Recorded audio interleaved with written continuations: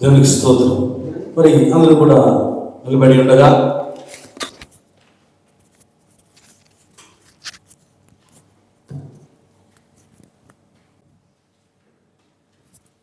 పరిశుద్ధ గ్రంథము తెరిచి మత్తయి సువార్త 25వ అధ్యాయము చదువుదాం. కొన్ని వచనాలు.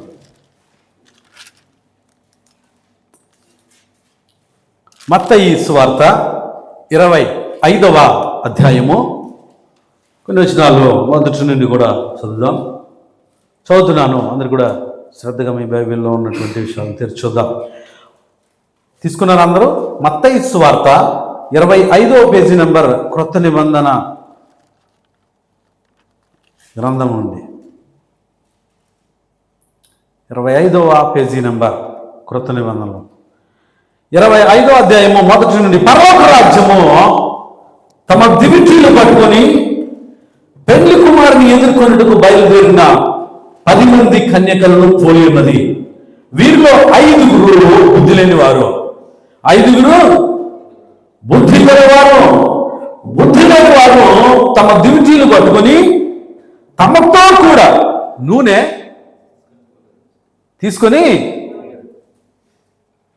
తీసుకొని పోలేదు. మరి బుద్ధి కలిగిన వారు తమ దివిటీలతో కూడా సిద్ధిలలో నూనె తీసుకుని పోయిరి. పెండ్లి కుమారుడు ఆలస్యము చేయగా ఏం చేశాడు? ఈయన ఆలస్యము చేయగా వారందరూ కునికి ఏసుబాబు వస్తాడు అని చిన్నప్పుడు మా పెద్దలు అందరూ చెప్తూ ఉన్నారు. ఇంకా రాలేదు, ఎప్పుడు వస్తాడు, ఎప్పుడు వస్తే నువ్వు సత్తావు సిద్ధపడి లేకపోతే. రావట్లేదు అన్నం కాదు, వచ్చాడంటే నువ్వు సిద్ధపడి లేకపోతే చస్తావు. వారందరూ కునికి అర్ధరాత్రి వేళ ఇదిగో పెండ్లి కుమారుడు, అతనిని ఎదుర్కొని రండి అను కేక వినబడిన. అప్పుడు ఆ కన్యకలందరూ లేచి తమ దివిటీలను చక్కపరచిరి. గాని బుద్ధి లేని ఆ కన్యకలు మా దివిటీలారిపోతున్నవి కనుక మీ నూనెలో కొంచెం తీయుడని బుద్ధి గల వారిని అడిగిరి. అందుకు బుద్ధి గల కన్యకలు మాకును మీకును ఇది చాలదేమో, మీరు అమ్మవారి వద్దకు పోయి కొనుక్కొనని చెప్పి వారు కొనబోవచ్చుండగా పెళ్లి కుమారుడు వచ్చెను. అప్పుడు సిద్ధపడి ఉన్నవారు అతనితో కూడా పెళ్లి విందుకు లోపలికి పోయిరి. అప్పుడు అంతటా సువార్త ముగించబడింది. అంతటా రక్షణ తలుపు వేయబడింది. అంతటా ఏం జరిగిందట? తలుపు వేయబడిను. ఆ తరువాత తక్కిన కన్యకలు వచ్చి అయ్యా మాకు తలుపు తీయమని ఎవరు అడుగుతున్నారు? ఎవరా అయ్యా? ఏ అయ్యని అడుగుతున్నారు ఇక్కడ? అయ్యా తలుపు తీయంటున్నారు. ద్వారం వేసినవాడు ఆయనే, తీసేవాడు ఆయనే. ఆయన తీయనేడు, ఆయన మూయగా, ఆయన తెరవగా ఎవడు వేజాలడు. అంతేనా? దేని స్తోత్రం. మిమ్ము నెరుగనని చూడండి, తీయమని అడుగుగా అతడు మిమ్ము నెరుగనని మీతో నిశ్చయంగా చెప్పుచున్నానను ఆ దినమైనను గడియనను మీకు తెలియదు కనుక ఏం చేయాలి? మనం మెలకుగా ఉండు. చిన్న ప్రార్థన చేసుకుని మనం కూర్చున్నాం. ఒక నిమిషం ప్రార్థన. పరిశుద్ధ సర్వశక్తిమంతుడు అయినటువంటి యేసుక్రీస్తు ప్రభువా, నిరంతర స్తోత్రాలుడా, స్తుతులకు పాత్రుడా, యేసయ్యా, ఇదిగో ఈ శుక్రవార దినాన్ని ప్రాముఖ్యమైనటువంటి సమయాన్ని మేము వచ్చాం. వాక్య లేఖనాలు ధ్యానం చేస్తున్నాం. అయ్యో మమ్మల్ని దీవించండి బాబు, దర్శించు మహాప్రభు. మా జీవితాలలో నీవే గొప్ప వెలుగును నింపి నీ వాక్య ప్రత్యక్షత సంపూర్ణ వాక్యంగా మేము మారినట్లుగా మమ్మల్ని బలపరచు మహాప్రభు. పరిశుద్ధాత్ముడా, రంగంపైకి దిగిరండి. పరిశుద్ధాత్మతో అభిషేకించండి. ఎందుకంటే పరిశుద్ధాత్మ దిగి వచ్చిన కాలంలో కాదు, ఇది సంపూర్ణ వాక్యం దిగి వచ్చిన కాలం, సంపూర్ణంగా పరిశుద్ధాత్మ నడిచినటువంటి కాలం అని వాక్యం సెలవిస్తాం. ఈ వాక్య లేఖనాల యొక్క బయలుపాటు పరిపూర్ణంగా మాకు అనుగ్రహించు రాజా. నిశ్చయంగా ఈ ఆత్మాభిషేకంతో సంపూర్ణంగా నింపమని, సంపూర్ణమైన ఫలములు ఫలించినట్లుగా వాక్య వధువుగా వాక్య ఎంత వాటిని సిద్ధపరచమని, దినానికైనా వాక్య లేఖనాలు మాకు భుజింపనివ్వమని, ఇక్కడ జయించేవానికి దేవుని పరదేశంలో ఉన్న జీవన ఫలములు భుజింపనిస్తానన్నావు. ఆ వృక్ష ఫలములు పొందుకోవాలి. ఆ జీవవృక్షమే కాదు కానీ ఆ జీవవృక్షమే నువ్వై ఉన్నావు. నీవిచ్చే ఫలాలు ఉన్నాయి. ఆ ఫలాలు మేము ఫలించుగాక. దేవాసాయించి దీనులైన యొక్క చిన్న సంఘము అర్థిస్తున్నాము ప్రభు. నీవు మనం కుమరించుకోమని, నీవు మనం ప్రత్యక్షపరుచుకోమని, నీవు మనం బయలుపరుచుకోమని బ్రతిమలాడుకుంటున్నాము. ఓ దేవా, కనికరము చూపి, కరుణ చూపు. మా కరుణ వాత్సల్య పూర్ణుడు కదా, కృప కలిగిన మహాత్మ్యము కలిగిన దేవుడు కదా, బుద్ధి కలిగిన కన్నికల వలె, బుద్ధి కలిగిన కన్నికల వలె మా జీవితాలని, మా దివిటీలని, ఓ సిద్ధులను కూడా కలిగి ఉందము గాక. ఈ దినానికైనా ఈ వాక్య లేఖన పరిశోధన లోతుగా బహులోతుగా మా హృదయములలో నాటమని కొంచెం ఇక్కడ పని చేయలేదు చూస్తున్న చీకటి ఎలా వాటి పని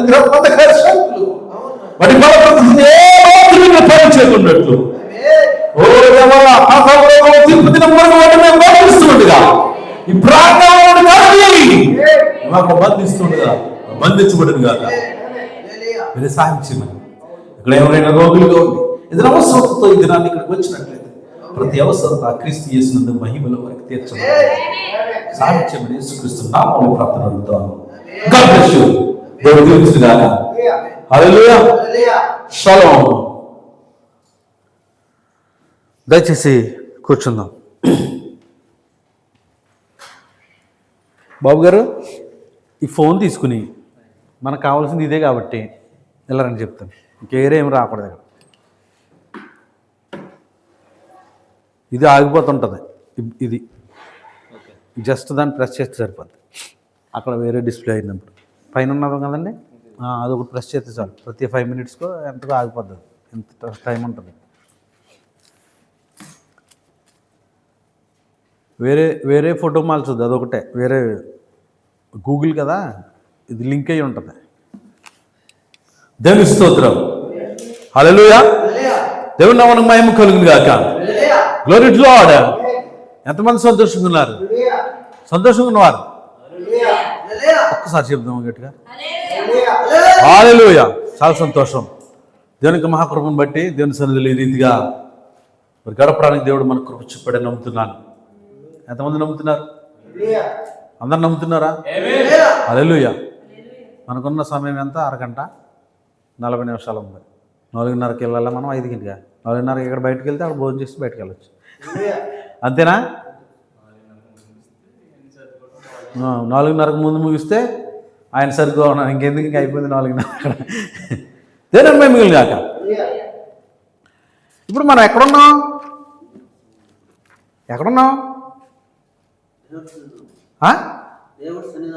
దేవుని సన్నిధానంలో ఉన్నాం. ఈ మెసేజ్లో మాట్లాడుతున్నటువంటి మెసేజ్లో ఎక్కడ ఉన్నాం? మత్తయి సువార్త లేఖనాన్ని తీసుకున్నాం. మరి ఈ మెసేజ్లో ఎక్కడ ఆగాం?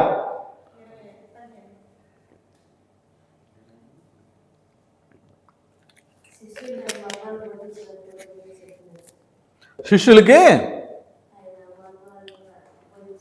ఆయన ఏం బోధిస్తున్నాడు? తప్పు కాలైతే ముద్రలు బోధిస్తున్నాడు.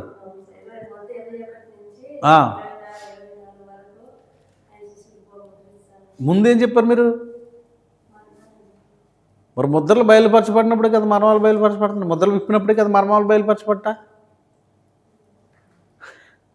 ముద్రలు విప్పినప్పుడే కూడా మర్మాలు బయలుపరచబడతా ఉంది. అప్పటి వరకు మర్మాలు ఎలా ఉన్నాయి? ముద్రలో ఉన్నాయి. రైటేనండి, ముద్రించబడి ఉన్నాయి. ఎప్పుడైతే పుస్తకం తెరవబడుతుందో మర్మము బయలుపరచబడతా ఉంది. అంతేనా? దాచబడి ఉన్నది ఇప్పుడు బయలుపరచబడతా ఉంది. దేని స్తోత్రం, దేని అనుమతి గాక. Glory to lord. ఆమె చెప్పింది కరెక్టేనా జెర్మీ గారు? కరెక్టేనా? నేను అడుగుతున్నాను మారుతూ. కరెక్టేనా? ఏం చెప్పిందాం? ఆ కరెక్ట్ ఏం చెప్పింది ఆమె? ఇప్పుడే చెప్పింది కదా. ఏం చెప్పింది? ముద్రలో 7 ముద్రల పుస్తకం విప్పబడినప్పుడే మర్మములన్నీ కూడా బయలుపరచబడతా ఉన్నాయి. ఆమేన్. ముద్రలు బయలుపరచబడినటువంటి కాలము. అంతేనా? దేవుని స్తోత్రం. 7వ ముద్ర ఎక్కడ బయలుపరచబడుతుంది? రైటేనా? 7వ ముద్ర ఎప్పుడైతే తెరవబడిందో ఆది కాండం నుండి ప్రకటన గ్రంథం వరకు కూడా మర్మాలన్నీ కూడా విప్పి చూపిస్తుంది. ఎవరికి ఇస్తున్నాడు ఇవి? ఎవరికి ఇస్తున్నాడు ఆయన? యోహాను రాస్తున్నాడు. వాటికి ఏమన్నాడు? ముద్ర వేయము. వాటిని రాయొద్దు అన్నాడు. దేవుని స్తోత్రం. రాయొద్దు, వాటికి ముద్రించుము, ముద్ర వేయము. అంటే ఒక కాలం ఉన్నది. ఆ కాలం వచ్చినప్పుడు ఏం జరుగుతుంది? బయలుపరచబడుతుంది. అది ఎవరికి బయలుపరచబడాలి? ఎవరికి విప్పబడాలి?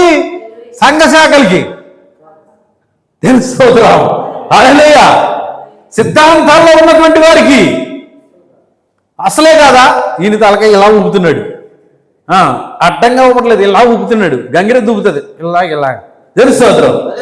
మనం ఎవరు? మనుషులు. మనం మాట్లాడాలి. అవి మాట్లాడలేవు, అడుస్తాయి అంతే. కానీ మనం ఏం చేయాలి? మాట్లాడాలి. ఊప కొడతాలా. దేవుని స్తోత్రం. హల్లెలూయా. అంతేనా? అవి అంతే. కనెక్ట్ అయిందా? దేవుని స్తోత్రం. హల్లెలూయా. దేవుని గ్లోరీ టు లార్డ్. ఏం చేయాలి? మాట్లాడాలి మనం. ఏంటి ఇప్పుడు మనం ఎక్కడున్నాం?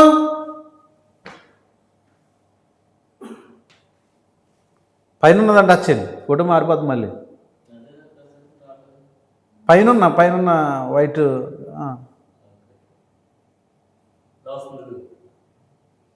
దాన్ని కొట్టండి. My TV.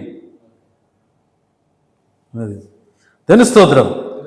హల్లెలూయా. మనం ఎక్కడున్నాము అని అంటే కనుక సంపూర్ణంగా వాక్యం బయలుపరచబడుతున్నటువంటి కాలము, ముద్రలు తెరవబడినటువంటి కాలము. ఇక్కడ వాక్యం పెంతుకొస్తు కాలం వాక్యం దిగి వచ్చింది, పరిశుద్ధాత్మ దిగి వచ్చాడు. ఆమేన్. ముద్రలు సారీ ఇక్కడ ఏం జరుగుతుందంటే వరముల పునరుద్ధరణ.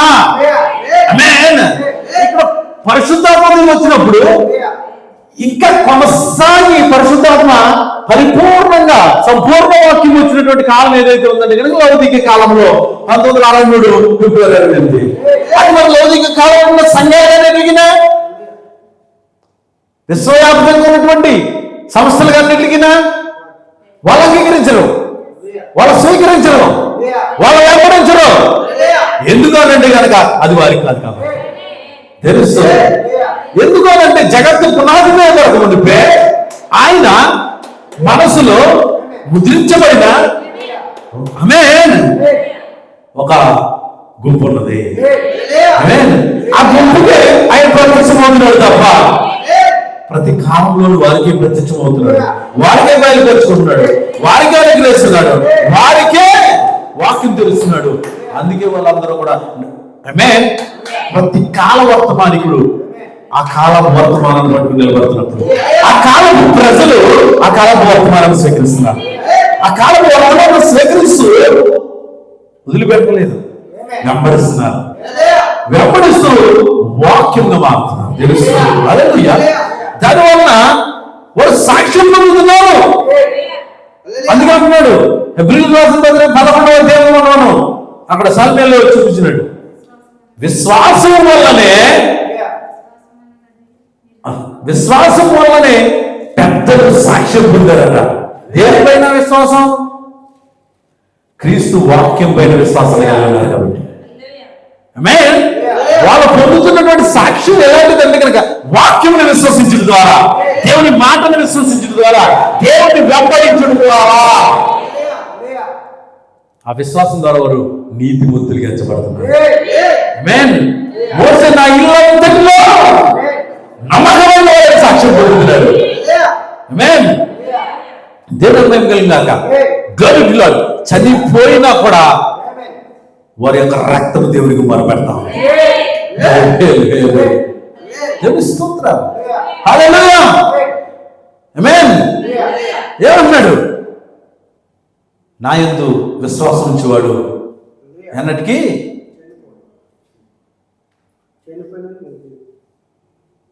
నా యందు విశ్వాసం ఉంచేవాడు చనిపోయినను బ్రతుకుతాడు. బ్రతికి నా యందు విశ్వాసం ఉంచేవాడు మరి ఎన్నటికీ చనిపోడు.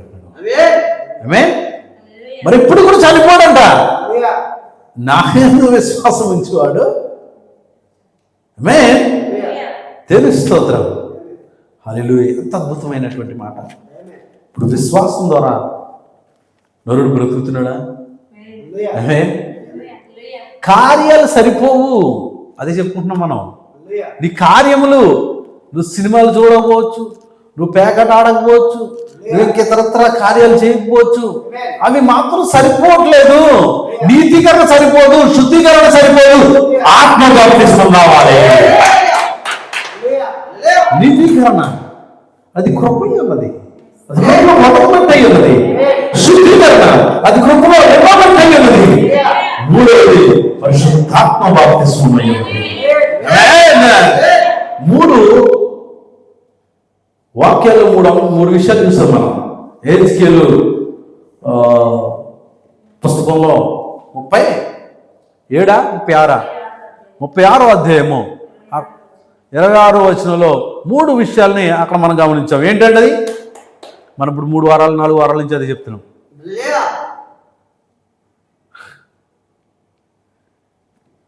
ఏంటది? నూతన హృదయాన్ని మీకు ఇస్తానన్నాడు,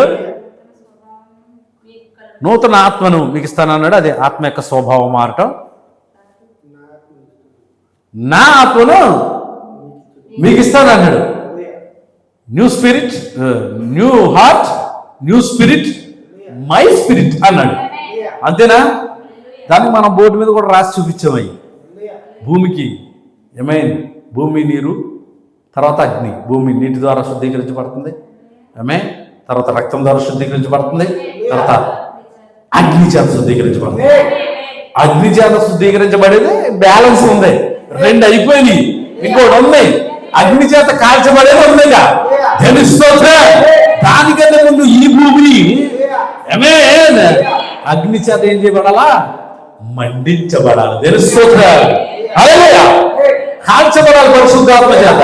ఆ రొట్టెలు కాల్చబడ్డాయి కాబట్టి ఆ రొట్టెల్లో నుండి వాక్యం వచ్చింది. అక్కడ ఆ వాక్యం ఏమైంది? అక్కడ 3,000 మార్చింది. అక్కడ ఇంటింటే రొట్టెలు వేస్తున్నప్పుడు అనేక మంది చేర్చబడతానే ఉన్నారట.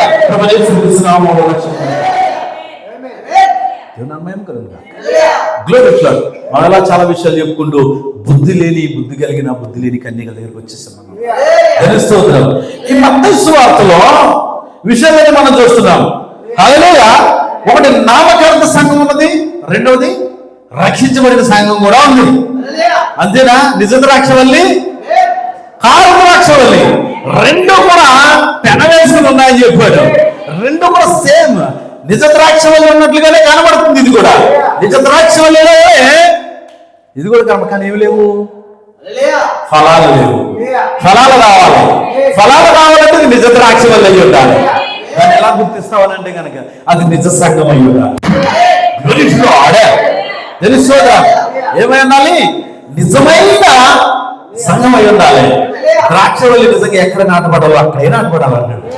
వర్తమానం అది చెప్తున్నాడు ప్రవక్త. తెలుస్తుంది. ద్రాక్షవల్లి ఎక్కడ నాటపడాలో అది అక్కడే నాటపడాలంట. తెలుస్తుంది. వాక్యముని నీటి పరిశుద్ధాత్మని వరం దగ్గర లేదా నీటి యోగల దగ్గర తెలుస్తోందా? నీటి కాలవలి వద్ద ఎలా ఏం చెప్పాడు? కీర్తనల గ్రంథంలో మొదటి అధ్యాయంలో చెప్పాడు. ఏమన్నాడు?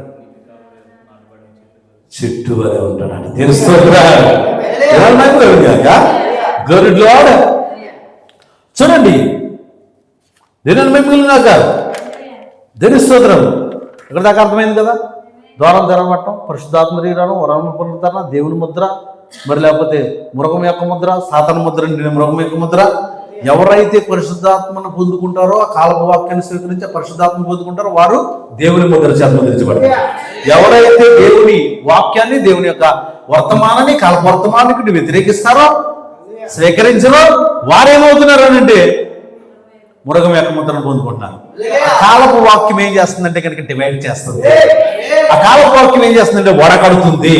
ఆ కాలపు వాక్యం ఏం చేస్తుంది? ఫిల్టర్ చేస్తుంది. ఆ కాలపు వాక్యం ఫిల్టర్ చేసినప్పుడు ఎవరైతే ఆ ఫిల్టర్ లో చక్కగా త్రాగడానికి, దేవుని స్తోత్రాలు, చక్కగా బలం ఇవ్వడానికి, శక్తిని ఇవ్వడానికి, ఆ యొక్క కాఫీ కావచ్చు, టీ కావచ్చు, ఫిల్టర్ లో దిగిందంతా ఏం చేస్తాం? తీసుకుంటాం. అక్కడ ఏమైంది? చెత్త అంతా ఏం చేస్తాడు? దేవుని స్తోత్రం.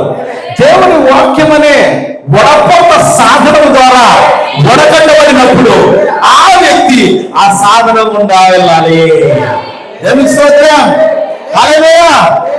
చాలా వడపోత సాధనాలు ఉన్నాయి, అవునా? తెలుసా చాలా వడపోత సాధనాలు? ఒక సిగరెట్ ఏముంది? సిగరెట్ తెలుసా? ఎంతమంది కాల్చారు?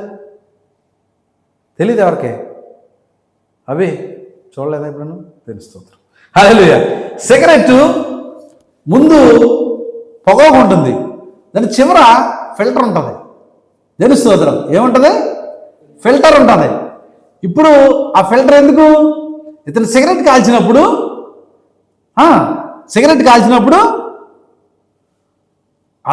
అందులో ఉన్నటువంటి క్యాన్సర్ కారకమైనటువంటిది లోపలికి వెళ్తుంది. తార్ అనేది ఒకటి ఉంటుంది దానికి. అక్కడ అది వెనక్కి లోపలికి పీల్చకుండా అనుకుంటాం, కానీ అది లోపలికి వెళ్తుంది. ఎక్కడికి వెళ్తుంది? లోపలికి పీల్చినప్పుడు తెలుస్తుంది. హల్లెలూయా. ఆ సిగరెట్లో దాంట్లో ఉన్నటువంటి తారు ఒక ఎలుక మీద ప్రయోగించినప్పుడు, ప్రాప్త మెసేజ్ ఉంది, ఎలుక మీద ప్రయోగించినప్పుడు దాన్ని 7 రోజులు లేదా 7 వారాలు ప్రయోగించినప్పుడు అది ఒక మచ్చ ఏర్పడేది, చనిపోతూనే అండి, భయంకరమైన పరిస్థితుల్లో. హల్లెలూయా. ఇప్పుడు వాడు సిగరెట్ తయారు చేస్తూ smoking is injurious to our health అంటాడు. అంటే మీ ఆరోగ్యానికి ఇది హానికరం అంటాడు, కానీ అది తీసుకుంటారు చాలామంది. అంతేనా? హానికరం అని రాసినా కూడా తీసుకుంటాడు. మార్కెటింగ్ చాలా ఎక్కువ ఉంటుంది. మద్యం గురించి కూడా అంతే. మరి అలా అయితే ఇప్పుడు ఆ యొక్క వడపోత సాధనం ఆగిపోయింది, ఫిల్టర్, అది ఫిల్టర్ అని రాయబడినా కూడా అందులో ఉన్నటువంటి తారు లోపలికి వెళ్ళి క్యాన్సర్ కారకం అవుతుంది, మనిషి చనిపోతున్నాడు. కానీ ఈ ఫిల్టర్ గుండా కనుక నువ్వు ఫిల్టర్ అవుతుంది. దేవునికి స్తోత్రం. హల్లెలూయా. ఎక్కడికి వెళ్తావు అంటే దేవుని యొక్క వడపోత సాధనం ఇదే అయింది. ఎక్కడికి వెళ్తావు అంటే దేవుని యొక్క పాత్రలోనికి వెళ్తాం. ఆమేన్. దేవుని స్తోత్రం. ఆ పాత్రగా, ఆ పాత్రలో ఉన్నటువంటి ఆ ఔషధంగా లేకపోతే ఆ యొక్క ద్రావణంగా మారాలి. అర్థమవుతుందా? గ్లోరీలో మెసేజ్లోకి వెళ్దాం. దేవుని స్తోత్రం. మరొకసారి ప్రకటన గ్రంథము చూద్దాం, 3వ అధ్యాయము. చాలా విషయాలు మన దగ్గర ఉన్నాయి, బోల్డంత స్టఫ్ ఉంది, తీసుకోవడానికి మీకు సమయం కావాలి, ఓపిక కావాలి. హల్లెలూయా. ఫిలదెల్ఫియాలో ఉన్న సంఘపు దూతకి ఇలాగ రాయి 7వ వచనం 3వ అధ్యాయంలో నేను 10వ వచనం చదువుతాను. నీవు నా ఓర్పు విషయమైన వాక్యమును గైకొంటివి కనుక భూనివాసులను శోధించుటకు లోకమంతటి మీదకి రాబో శోధన కాలంలో నేను కాపాడేదను. నేను త్వరగా వచ్చున్నాను కనుక ఎవడను నీ కిరీటం నా పరపకు ఉన్నట్లు నీకు కలిగిన దాన్ని గట్టిగా పట్టుకును, జయించు అని నా దేవుని ఆలయంలో ఒక స్తంభంగా చేసేదను. అందులో నుండి వాడికి మీదటి అన్నటికి వెళ్ళి పలికిపోడు. మరి నా దేవుని పేరును, పరలోకంలో నా దేవుని యొద్ద నుండి దిగి వచ్చిన నూతనమైన యెరూషలేమును, నా దేవుని పట్టణపు పేరును, నా క్రొత్త పేరును వాళ్ళ మీద రాసేదను. ఏమన్నాడు ఇక్కడ? నూతనమైన యెరూషలేమును, క్రొత్త పేరట. అక్కడ ఇశ్రాయేల్లో ఉన్నటువంటి యెరూషలేము గురించి కాదు ఇక్కడ మాట్లాడేది. బాబు గారు అంతేనా? నూతనమైన యెరూషలేము అన్నాడు. నూతనమైన పట్టణం గురించి మాట్లాడుతున్నాడు. హల్లెలూయా.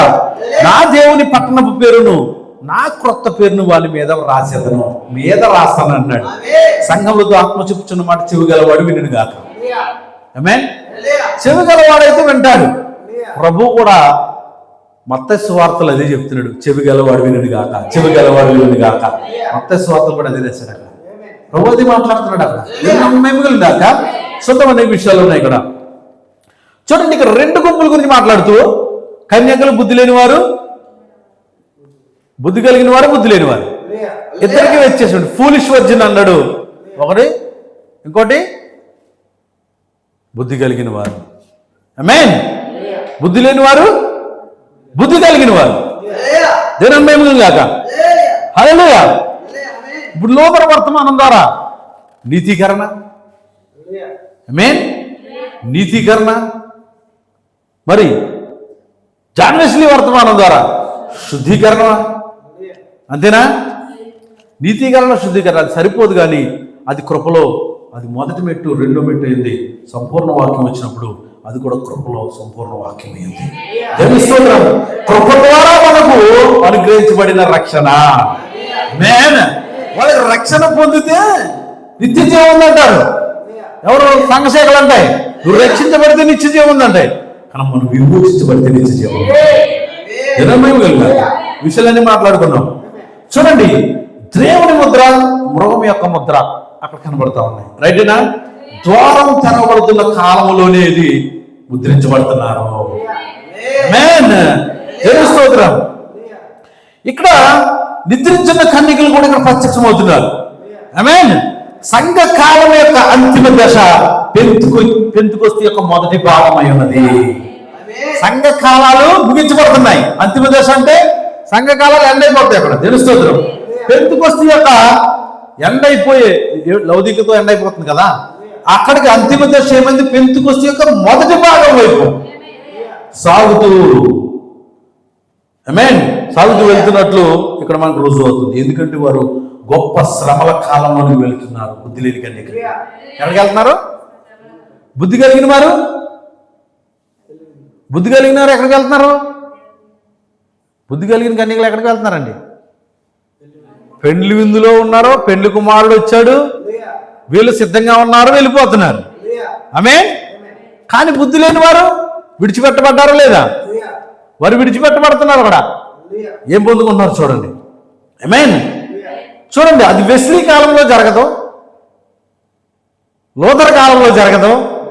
అది ఎప్పుడు జరుగుతుంది అంటే, ఆమేన్, ఆమేన్, అది చివరి కాలంలోనే జరుగుతుంది.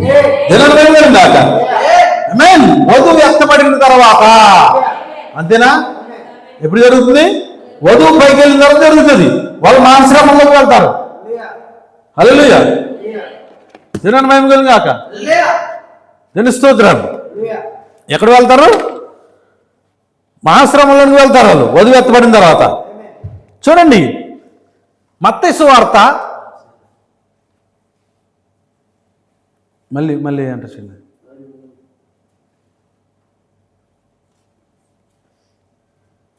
మత్తయి సువార్త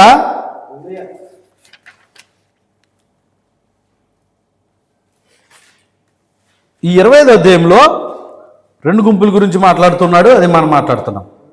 చూడండి, 24వ అధ్యాయం వచ్చినప్పటికీ ఆయన వాక్య రూపంలో బోధిస్తున్నాడు. ఆమేన్. హల్లెలూయా. చూడండి, ఏంటి బోధిస్తున్నాడు అంటే కనుక ముద్రలు బోధిస్తున్నాడు. ఎవరికి బోధిస్తున్నాడు? శిష్యులకు మాత్రమే బోధిస్తున్నాడు. కానీ అంతకుముందు మత్తయి సువార్త 13వ అధ్యాయం ఒకసారి తీద్దాం. 13వ అధ్యాయం ఒకసారి తీద్దాం, ఒకసారి స్పీడ్గా. 10వ వచనం.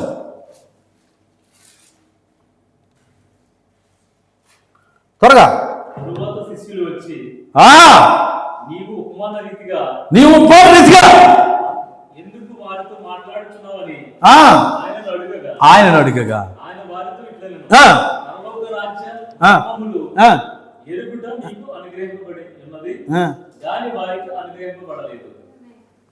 ఏమండి ఎంతమంది జనాభా ఉన్నారో. హల్లెలూయా, దేవునికి స్తోత్రం. అక్కడ కుంటివారు స్వస్థపరచబడ్డారు, ఊచ చేయగలవాడు ఒకడు స్వస్థపరచబడ్డాడు. వాళ్ళ తండ్రి ఆమేన్ అంటే శోధిస్తున్నారు ఆయన్ని. ఎవరు? విశ్రాంతి దినాన్న శాస్త్రులు, పరిసయ్యులు, యూదులు వీళ్ళు శోధిస్తూ ఉంటే విశ్రాంతి దినాన్ని ఏం చేయకూడదట? అసలు ఏమీ తినకూడదంట. పంట చేల్లో పడి వెళ్తుంటే శిష్యులు వెన్నులు తెంపుతున్నారు. ఆయన అడుగుతున్నారు, ఏమయ్యా విశ్రాంతి దినాన్ని మీరొచ్చా? ఇది చేయొచ్చానండి. దావీదు యూదా గోత్రంలో నుండి వచ్చాడు కదా. ఆమేన్. ఆయనేమి చెప్పండి, ఆయనేమి ఏం గోత్రం? అది యాజకత్వం చేయడానికి ఏ గోత్రం కావాలి? లేవి గోత్రం కావాలి. లేవి గోత్రికుడు కాదు కదా. యాజకులు సన్నిధి రొట్టెల బల్ల మీద ఉంచినటువంటి రొట్టెలు తిన్నాడు కదా ఆకలి ఉన్నప్పుడు. అంతేనా? అది మరి అంతే కదా, తిన్నాడా లేదా? యోధా గోత్రం నుండి వచ్చిన సన్నిధి రొట్టెల బల్ల మీద ఉన్నటువంటి రొట్టెలు తిన్నాడు ఆకలి ఉన్నప్పుడు. తెలుస్తోత్రం, దేవుని మహిమ కలుగుగాక. హల్లెలూయా. మీరు ఉపవాసమే చేయట్లేదు. ఇవన్నీ చెప్తే పెళ్లి కుమారుడు వాళ్ళతో ఉన్నప్పుడు ఉపవాసం ఎందుకు చేస్తారయ్యా అంటే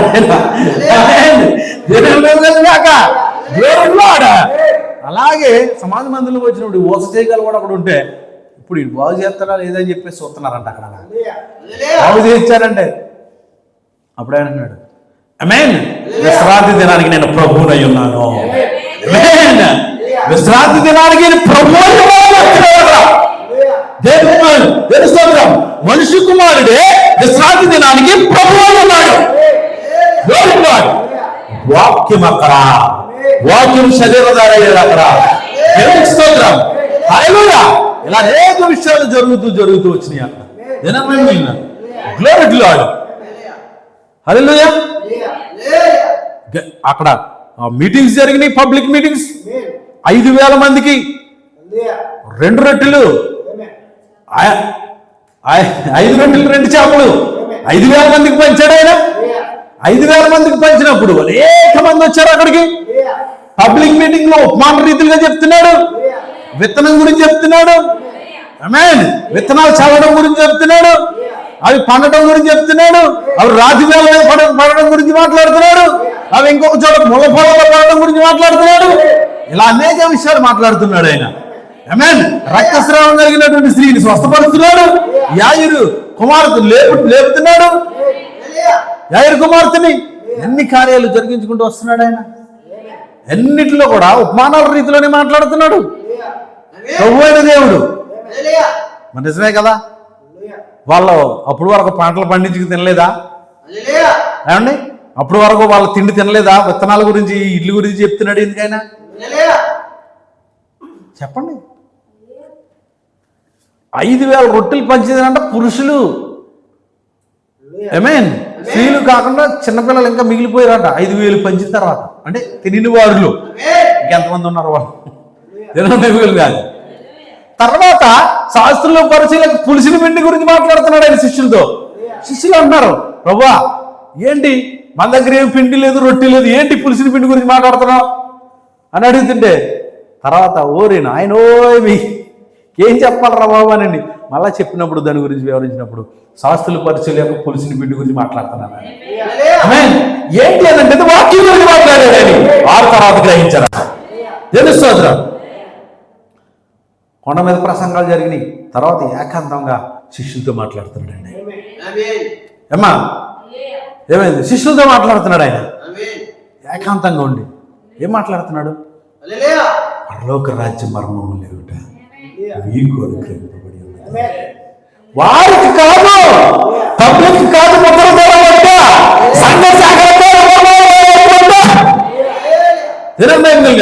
సంపూర్ణ వాక్యం నీకు మాత్రమే, సంపూర్ణ వాక్యం ఆయన భార్యకి మాత్రమే, సంపూర్ణ వాక్యం ఆయన మనసులో ఉన్నటువంటి ఆలోచనలు తన రహస్యంగా చెప్తున్నాడు.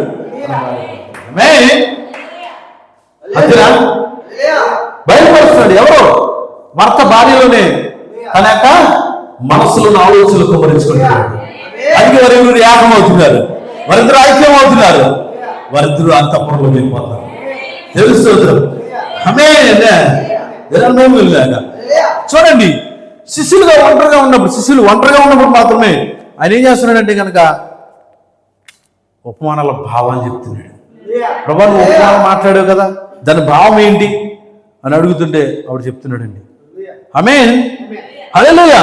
వారికి అత్యధిక ప్రత్యక్షతను ఇస్తున్నాడని చెప్పాలి, ముద్రలు బయలుపరుస్తున్నాడని చెప్పాలి, మర్మాలు బయలుపరుస్తున్నాడని చెప్పాలి. ఎవరికి అనుగ్రహించబడి ఉన్నది అంటున్నాడు? మరి ఆ ముద్రలను గ్రహించగలిగిన, ఆ మర్మాలను గ్రహించగలిగిన లేదా తీసుకోగలిగినటువంటి కెపాసిటీ మనలో ఉందా?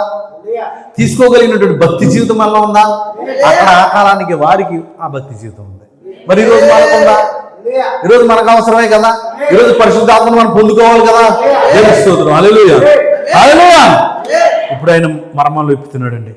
ఈ చిన్న గుంపు ఈ రోజు కూడా మన చిన్న గుంపుకే ఆయన ఇస్తున్నాడు. దేవుని స్తోత్రం, హల్లెలూయా. దేవుని మహిమ కలుగుగాక. ఓ దేవుని మహిమ కలుగుగాక. Glory to Lord, hallelujah. Same అక్కడ ఏదైతే మొదలు బోధించాడో ఇక్కడ కూడా మొదలు తెచ్చాడు.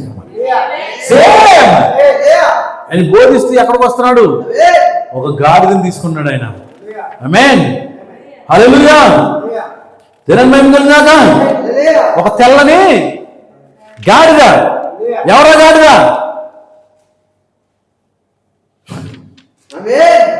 ఆయన ఒక తెల్లని గాడిదకి వస్తున్నాడు, యెరూషలేముకు వస్తున్నాడు. ఆమేన్.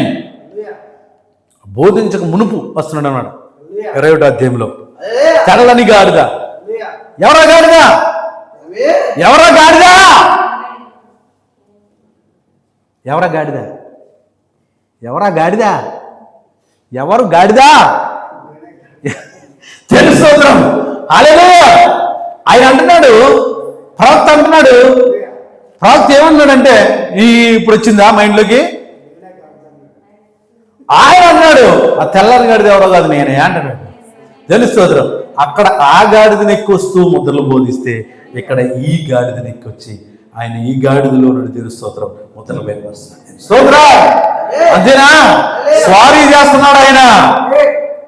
ఏం చేశాడు ఆయన? స్వారీ. అక్కడ గుర్రం పైన స్వారీ చేశాడు. ఆ గాడిద తెలుపు రంగులో ఉందని వాళ్ళ దేశం ప్రాప్తి చెప్తున్నాడు. అక్కడ తెలుపు రంగులో ఉన్న గాడిద, ఆ గాడిద ఇప్పుడు నేనే తెల్లని గాడిద. తెలుస్తోత్రం, హల్లెలూయా. హల్లెలూయా. ఆ 21 అధ్యాయం మత్తయి సువార్త నుండి 24 అధ్యాయం మత్తయి సువార్త వరకు ప్రయాణం చేస్తూ కార్యాలు జరిగించుకుంటూ ఆయన ఎక్కడికి వచ్చాడంటే ముద్రలోనికి వచ్చాడు అనమాట. 25 అధ్యాయం. తెలుస్తోత్రం, హల్లెలూయా. జనమేగాక. ఈ ముద్రలు ఎవరికి బయలుపరచబడతాయి? ఏర్పాట్లో ఉన్న వారికి, ఎన్నికలో ఉన్న వారికి మాత్రమే బయలుపరచబడతాయి. వారికి మాత్రమే ఆయన బోధిస్తాడు. మిగతా వారు ఏం చేస్తారు? 11 మందికి అక్కడ బోధిస్తున్నాడు అక్కడ ఆయన. మిగతా వారు నా శరీరం తిని నా రక్తం త్రాగివాడే నిత్య జీవం గలవాడంటే వెళ్ళిపోతున్నారండి. ఆహారం తిన్నవారు వెళ్ళిపోతున్నారు, వెంబడించిన వారు వెళ్ళిపోతున్నారు, అందరూ వెళ్ళిపోతున్నారు. కానీ వీరికి మాత్రం బయలుపరుస్తున్నాడు ముద్రలు, పరలోక రాజ్య మర్మములు. ఈ లోక కార్యాల గురించి కాదండి, ఈ లోక సిద్ధాంతాల గురించి కాదండి. ఈ లోకంలో డబ్బు, అందం, చందం, ఆస్తి, ఐశ్వర్యం, భోగ సుఖ భోగాలు, ఐశ్వర్యం, అందరాలు ఇవన్నీ కాదండి. దేవుడు బయలుపరిచే వాక్యము పరలోక రాజ్య మర్మములు. ఈ లోకంలో నువ్వు ఎలా అయినా కూడా ఈ లోక సంపాదన చేయొచ్చు. అడ్డంగా సంపాదించేవారు ఉన్నారు. ఏమే కోట్లకు పడగలు ఎత్తొచ్చు. అయితే ఏం ప్రయోజనం? నిత్య జీవం లేకపోతే. అయితే ఏం ప్రయోజనం? వాక్యం లేకపోతే ఏం ప్రయోజనం? అంటే క్రైస్తవులుగా ఉన్నవారు, హలో, హిందువులు కూడా ఉన్నారు అక్కడ. భారతదేశాన్ని పరిపాలిస్తున్నటువంటి ప్రధానమంత్రి హిందువుడు, వీళ్ళు ఇక్కడ ముస్లిమ్స్.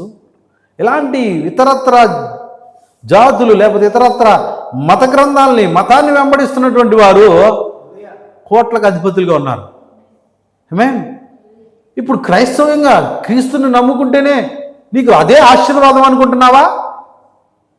అదే దీవెన అనుకుంటున్నావా? ఆఫ్ కోర్స్ అయితే అవ్వచ్చు, కానీ అది మాత్రమే కాదు, అంత మాత్రం ఆగిపోద్దు. అంత మాత్రమే దీవెన కాదు, అంత మాత్రమే ఆశీర్వాదం కాదు, అంత మాత్రమే పరిశుద్ధాత్మను పొందుకోవడం పరలోక రాజ్యం వెళ్ళిపోతున్నాడంటే రుజువు కాదు. నీతీకరణ సరిపోదు, శుద్ధీకరణ సరిపోదు, పరిశుద్ధాత్మ బాప్తిస్మం కావాలి. హల్లెలూయా. దేవుని మహిమ గాక.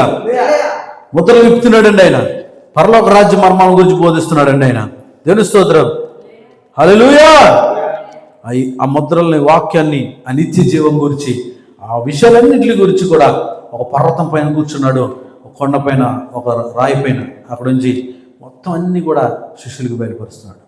ఆమేన్. 7వ ముద్ర దగ్గరికి వచ్చినట్టుగా ఆగిపోయాడు నేను, అలాగందరికి బోధిస్తూ.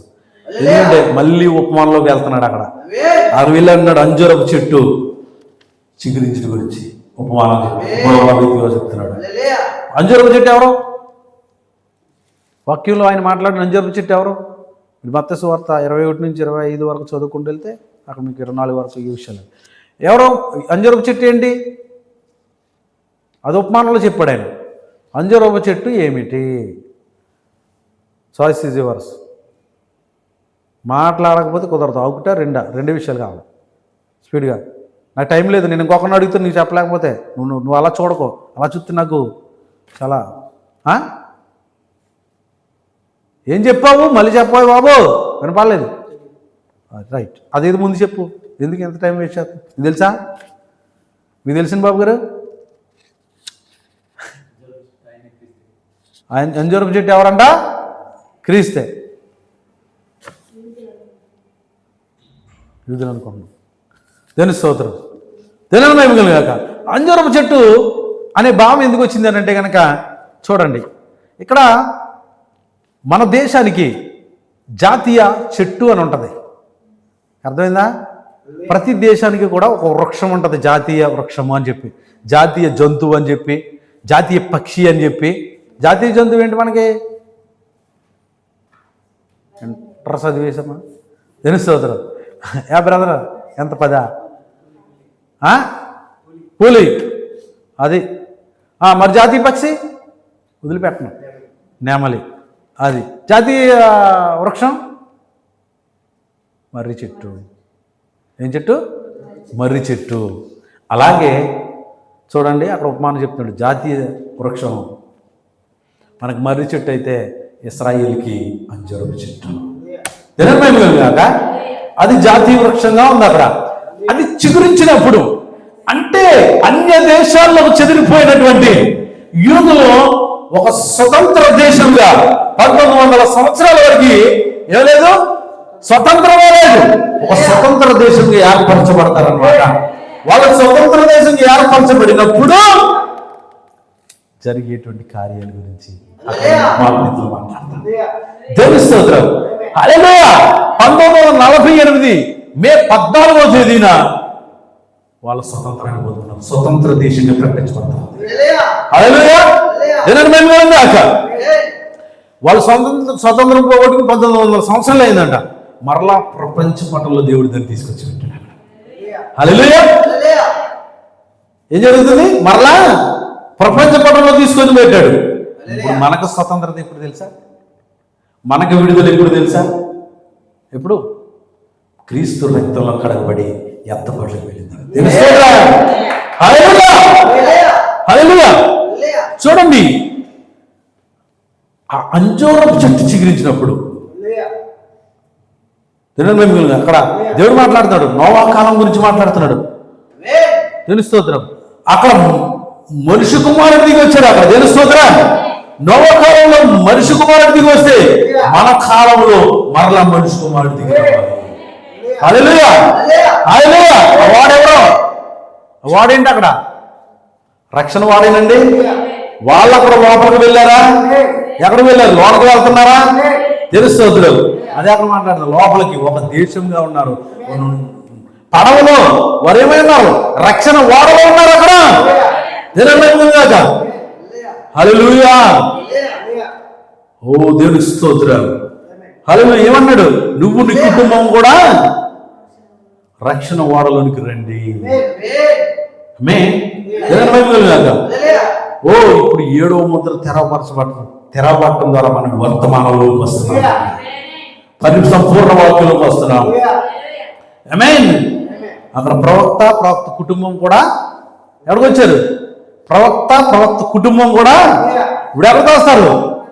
ఒక్కటిగా అవుతున్నారు. తెలుస్తున్నారు. ఒక వర్తమానం కిందకు వస్తున్నారు, ఒక బయలుపాటు కిందకు వస్తున్నారు, ఒక ప్రత్యక్షత కిందకు వస్తున్నారు. ఆమేన్. దేవుని గాక. వాడేంటో తెలుసా? మందసము అంటే. వాడేంటి? మందసమేనా? ఆ మందసం ఏంటి? క్రీస్తు యేసే అన్నాడు. అందుకే క్రీస్తు యేసులోకి వచ్చారు. అలా ఇప్పుడు వాడనే మందసం అనేది క్రీస్తు అయి ఉన్నాడు. క్రీస్తు యేసులోనికి మనందరం కూడా రావాలి. క్రీస్తు యేసులోనికి బాప్తిస్మం పొందిన మనందరము కూడా ఏమైనాము? క్రీస్తు యేసు వారమైనాము. హల్లెలూయా. ఆ క్రీస్తే అక్కడ బలిష్ఠుడైన దూతగా ఈ రోజు కూడా వారిలో దిగి వచ్చాడు. తెలుస్తుందా? ఈ రోజు బలిష్ఠుడుగా ఈ వారిలో దిగి వచ్చాడు ఆయన. ఆమేన్. ఇప్పుడు ఏమన్నాడు? ఏమన్నా మనుష్య కుమారుని దినాలు ఎలా ఉంటాయి అన్నాడు? నోవహు దినముల వలె ఉంటాయి, లోతు దినముల వలె ఉంటాయి అన్నాడు. ఇప్పుడు అదే దినాలు కదా. అందుకే ఇప్పుడు ఆయన ఎక్కడికి వస్తున్నాడు? ఆమేన్. ఎక్కడికి వచ్చాడు ఆయన? హల్లెలూయా. మనుష్య కుమారుడు దిగి వచ్చినటువంటి కాలం ఎలా ఉంటుంది అన్నాడు? అలా ఉంటుంది అన్నాడు. అలాగే ఉంది ఇక్కడ. ఆమేన్. ప్రపంచం అంతా తిరుచు త్రాగుచు పెళ్ళాడుచు పెళ్ళికించుకొనుచు ఏమి దేనికి వ్యతిరేకంగా ఉన్నారు? దేని నిర్లక్ష్యం చేస్తున్నారు? వాక్యం నిర్లక్ష్యం చేస్తున్నారు. హల్లెలూయా. హల్లెలూయా. అంజూరం చెట్టు గురించి చెప్తున్నాడు, మరి నోవహు గురించి చెప్తున్నాడు. ఆ తర్వాత 45వ వచనం వచ్చినప్పటికి ఆమేన్, యజమానుడు అంట తన ఇంటి వారికి అన్నం పెడతాడు. ఎందుకంటే ఋతువులకు సరిపడే ఆహారం ఇస్తారట. అంటే ఆ కాలానికి ఆ వర్తమానం ఆ యొక్క యజమానుడు తీసుకొస్తున్నాడు. ఆమేన్. హల్లెలూయా. ఓ ఆహారం ఏంటో కాదు కానీ ఈ కాలపు వర్తమానం ఏంటో. ఈ కాలపు వర్తమానం 7 పాత్రలు 7 ముద్రలు అయ్యున్నవి. తెలుస్తుంది. ఆ 7 పాత్రలు తీసుకుని, ఆ ముద్రలు తీసుకుని, ఆ మర్మలు తీసుకుని సేవలు ఏం చేస్తాడు? తన సంఘానికి తీసుకొచ్చేస్తాడు. ఆమేన్. ఋతువులకు సరిపడే ఆహారం తీసుకుని ఇవ్వాలా? ఆ ఋతు సమయానికి సరిపడినటువంటి వాక్యాలు ఇవ్వాలి. ఆమేన్. అందుకే అన్నారు, మీరు ఇంకా నువ్వు కూడా పాలు త్రాగవలసినారు కదా. పౌలు గారు అంటాడు, మీరు బలమైన ఆహారం తీసుకోవలసిన వారు అన్నారు. ఆమేన్. మీరు ఇంకా కూడా మూల ఉపదేశములు మానండి, హస్త నిక్షేపణములను, తర్వాత బాప్తిస్మము కూర్చున్నటువంటి బోధయు మాని సంపూర్ణ పురుషుల మూలకు సాగిపోవాలి. సంపూర్ణ సాగిపోదు అంటాడు. తెలుసుకోవడం సంపూర్ణంగా మనం ముందుకు వెళ్ళాలి. ఇంకా మీరు మాంసం తినవలసిన వారు, ఇంకా పాలు త్రాగవలసిన వారే ఉన్నారు. సింహానికి ఆమేన్. హల్లెలూయా. పుట్టిన వెంటనే మాంసం పెడితే ఏం చేస్తుంది? ఏమవుతుంది? పుట్టిన వెంటనే మాంసం పెడితే చచ్చిపోతుంది. దానికి ఏం కావాలి? అప్పుడు కొంచెం ముందుకు వెళ్ళిన తర్వాత అప్పుడు ఆ మాంసం పనిచేస్తుంది. అంతేనా? ఇప్పుడు పక్షిరాజు ఉంది. పక్షిరాజు ఉందా? దానికి పాలు పెడితే బతుకుతుందా? చచ్చిపోతుంది. దానికి ఏం కావాలి? పుడతానే మాంసం కావాలా? తెలుస్తోత్రం. మనం పక్షిరాజు మనం మాంసమే కావాలా? ఈ మాంసమే కావాలా? తిరిగి ఎక్కడ ఉన్నదో గ్రంథం ఎక్కడ పోగవుతాయి. వాక్యం ఎక్కడ ఉన్నదో దాని యొక్క మెయిన్ రీజన్. వాక్యం ఎక్కడ ఉన్నదో పక్షి రోజులు అక్కడ పోగవుతాయి. తెలుస్తోత్రా. వాక్యం ఎక్కడుంటే పక్షి రోజులు అక్కడే ఉంటారు. వాక్యం కావాలి మనకి. మనం వాక్యం ద్వారా బ్రతుకుతాం. మేము ఎక్కడికి వెళ్తాం? ప్రభా నీవే నిత్య జీవము వనరుగా వాడు. అందుకే పర్వరాజ్యం వారు పిచ్చోలు కాదు. ఆయనతో ఉన్నారు, ఆయనతో తిరిగారు, ఆయనతో తిన్నారు. ఆయన ఏంటో తెలుస్తున్నారు, ఆయన ఎవరో తెలుస్తున్నారు. ఇదే నిత్య జీవపు మాటలు గలవాడు. నిత్యము ఆమేన్ జీవించేటువంటి మాటలు కలిగినవాడు ఎవరు అంటే ప్రభువైన యేసుక్రీస్తే కదా. హల్లెలూయా. జనమేమి కాక అంజూరపు కొమ్మ చిగురించినప్పుడే ఆమేన్ ఇక్కడే 10 మంది కన్యకలు వస్తున్నారు. తెలుస్తుంది హల్లెలూయా. ఓ బుద్ధి గల కన్యకలు, బుద్ధి లేని కన్యకలు, వీరికి వ్యత్యాసం ఏంటో తెలుసా? వ్యత్యాసం శుద్ధీకరణ జీవితము, ఆమేన్, మంచి జీవితము అందరికీ ఉన్నాయి. కానీ ఏమి లేదు అంటే కనుక డిఫరెన్స్ ఏమో కాదు, కానీ నూనె లేదు సిద్ధులలో. ఆమేన్, ఏమి లేదు సిద్ధులలో, నూనె లేదు. ఇప్పుడు మెయిన్ పాయింట్కి వచ్చాం మనం. ఏదైతే లేఖనం చదివామో మత్తయి సువార్త 25 బుద్ధి లేని కన్యకలు, బుద్ధి కలిగిన కన్యకలు, అక్కడికి వచ్చాము. ఇప్పుడు అసలైన వాక్యం ఉంది, కానీ ఇప్పుడు సమయం లేదు. కలిగాక ఏం జరుగుతుంది ఇక్కడ? వీరి గురించి ప్రవక్త మాట్లాడిన వర్తమానాల్లో కొన్ని విషయాలు ఉన్నాయి. ఇవి చదవాలంటే ఇంకొక 2 గంటల సమయం కావాలి. ఇక్కడి వరకు మనం వచ్చాం. రేపు వెనక్కి వెళ్ళొద్దు, ఇక్కడి నుంచి ముందుకు వెళ్దాం. కాక దేవుని స్తోత్రం. ఇంతవరకు అర్థమైందా? ఇంతవరకు అర్థమైందంతా రేపు నాకు చెప్పాలి. మీరు ఎప్పుడు? రేపు శుక్రవారం. ఎక్కడ చెప్తారు? చర్చకు వచ్చాక కాదు, చర్చకు వచ్చాక మనం ఉన్న టైం తినేద్దామని. దేవుని స్తోత్రం. హల్లెలూయా. కాక గురువారం సాయంకాలం సభ వచ్చి చెప్పండి. ఓకేనా బ్రదరా? ఎందుకు రావాలి? ఆ రోజు ప్రార్థన చేద్దాం. ఎందుకు? ఉదయము ఉపవాస కూడిక, రైటేనా? ఎవరు మిస్ అవ్వద్దు. ఉపవాస ప్రార్థన, ప్రభురాత్రి భోజన కార్యక్రమం ఉంటుంది. ప్రభురాత్రి భోజన కార్యక్రమం తెలుసు కదా, అందరూ కూడా దానికి చాలా జాగ్రత్త సిద్ధపడి ఉన్నారు. హల్లెలూయా. అందరూ బల్లారాధన అనమాట. ప్రభురాత్రి భోజనం అని వాక్యంలో రాయబడింది. వాక్యం ఏదైతే చెప్తుందో ఆ ప్రకారంగానే అది సిద్ధపరచబడి ఉంటుంది. ఆ ప్రకారంగానే మనము ప్రభు రాత్రి భోజనం చేయాలి. ప్రభు పగల కాదు, ప్రభు పగల భోజనం కాదు, ప్రభు మధ్యాహ్నం సాయంకాలం రాత్రి భోజనం. దేవుని స్తోత్రం. హల్లెలూయా. మరి లేఖనాలన్నింటినీ కూడా నీ హృదయంలో భద్రపరచుకొని వాక్యం కొరకు సిద్ధపడగలిగి ఎత్తబడ్డకు సిద్ధపడి వాక్యాన్ని నీ జీవిత ప్రామాణికంలో మొదటి మెట్టు ఇవ్వాలి. అందుకే ప్రభు చాలా విషయాలు చెప్పాడు ఇక్కడ మత్తయి సువార్తలో. హల్లెలూయా.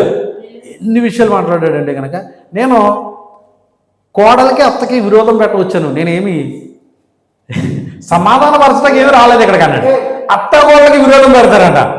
అమ్మా జాగ్రత్త, రేపొద్దున కొడుకు పెళ్లి చేస్తావు, అత్త అవుతావు, కోళ్ళ వస్తుంది, అది విరోధం పెట్టవచ్చానని చెప్తున్నాడు. తండ్రికి కుమారుడికి విరోధం పెడతాను. మరి ఎంత విరోధం పెట్టి ఉండి ఎందుకు నమ్ముకోవాలి మనం?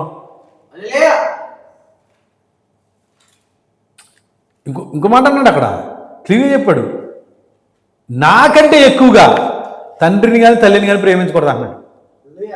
ఎవరికంటే ఎక్కువగా? పిల్లలను కూడా ఈవెన్. అందుకే అబ్రహామును పరీక్షించాడు అక్కడ. హల్లెలూయా. పిల్లలను కూడా. ఇంక మీరు ఆలోచించండి, ఏదైనా కూడా ఆయన కంటే ఎక్కువగా ప్రేమించడానికి వీల్లేదు. మొదటి స్థానం ఆయన అడుగుతున్నాడు అక్కడ. బ్రదర్, ప్రేమించవలసింది ఎవరిని? దేవుణ్ణి. ఆయన శిరస్సుగా ఉండాలా? ఎవరికి? ఆమేన్. పురుషుడికి శిరస్సు ఆయన. ఆమేన్. పురుషుడికి శిరస్సు ఎవరు? క్రీస్తు. మరి స్త్రీకి శిరస్సు పురుషుడు. పైన ఉన్నది ఆయన.